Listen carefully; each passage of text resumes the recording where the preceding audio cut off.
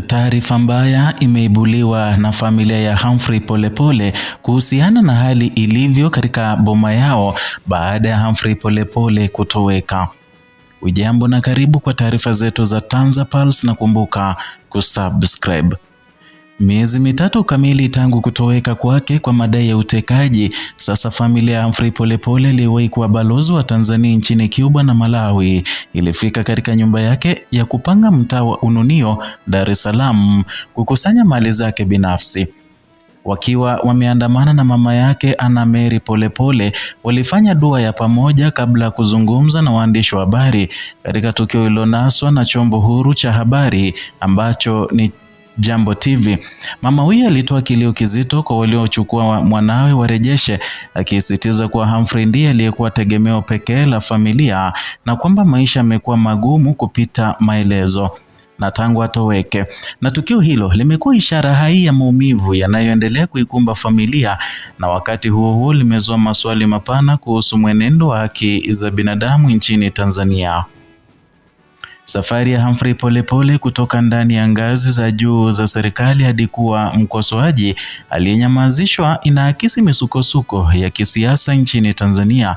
Kwa miaka mingi Polepole alikuwa nguzo ndani ya Chama cha Mapinduzi, akihudumu kama mbunge, mkuu wa wilaya na baadaye kamishna mkuu wa Tanzania nchini Malawi kabla ya kuteuliwa kuwa balozi wa Cuba.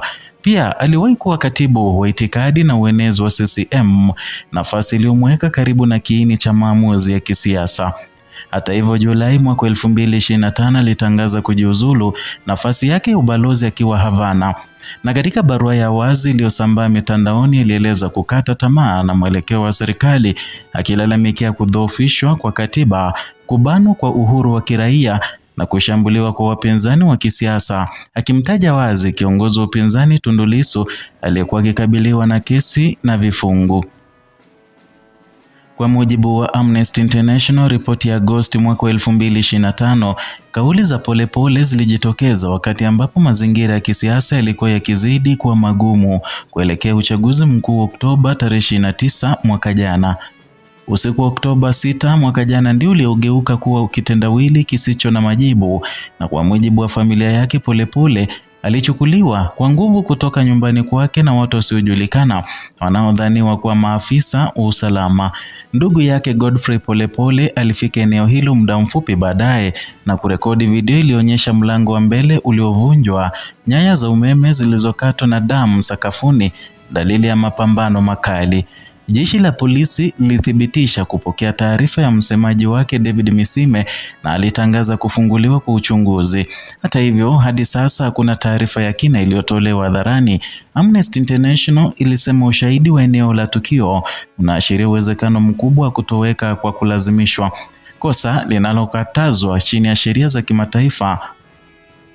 Miezi iliyofuata imekuwa ya mateso ya kihisia na kiuchumi kwa familia, na kutokana na kushindwa kuendelea kulipa kodi ya nyumba iliyokuwa wazi, walilazimika kukusanya mali zake Januari mwaka 2026. Video zilizosambaa mitandaoni zilionyesha familia ikipanga mizigo huku ikisali kwa sauti ya chini, taswira ya gharama halisi ya ukandamizaji wa kisiasa. Kisheria, matumaini yalipungua zaidi baada ya Mahakama Kuu ya Tanzania kutupilia mbali ombi la habeas corpus mnamo Oktoba 24 mwaka jana, ikisema kuna ushahidi wa kutosha unaohusisha moja kwa moja vyombo vya dola na tukio hilo, ambalo ni uamuzi wa Mahakama Kuu ya Tanzania kesi ya kikatiba ya nambari 18 ya mwaka jana. Hatua hii ilikosolewa na wanaharakati wa haki za binadamu kama ishara ya udhaifu wa mifumo ya uwajibikaji. Serikali ya Tanzania imeendelea kumtaja Polepole kama mtu aliyepotea badala ya aliyetekwa, ikikanusha kuhusika kwake. Hata hivyo, ripoti za vyombo vya habari vya kimataifa kama The African Report ya Novemba mwaka jana imenukuu vyanzo vya ndani vikitoa simulizi zinazokinzana, baadhi vikidai Polepole alifariki kutokana na majeraha aliyopata, vingine vikisema alikuwa hai siku chache baada ya tukio.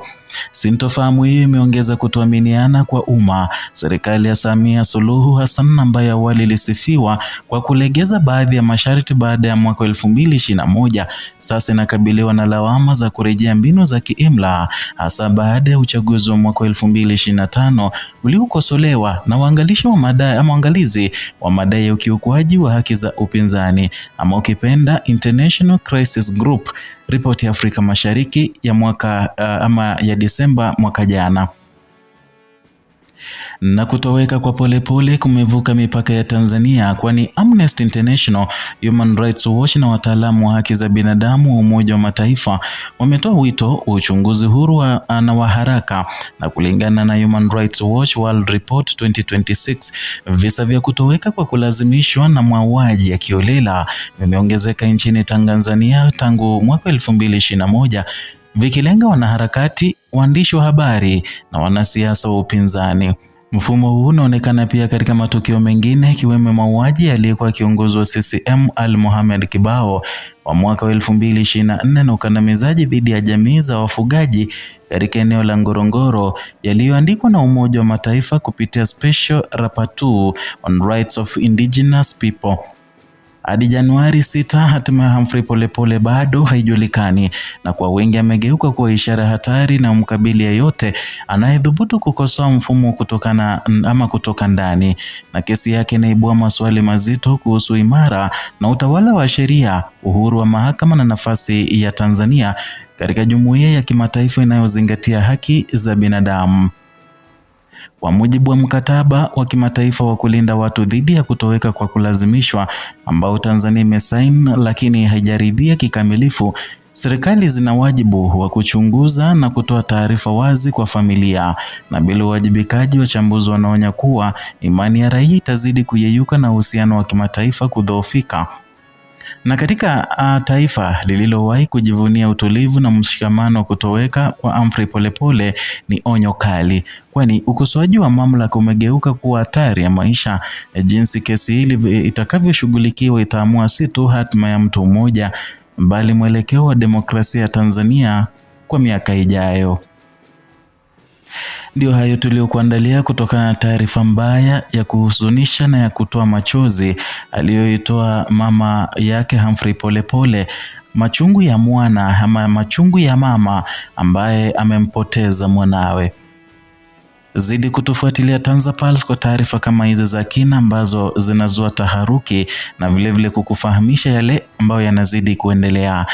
Subscribe, like na kushare video zetu ili uweze kuwa mmoja wetu, na vilevile uweze kupokea taarifa hizi pindi tu tunapoziweka hewani.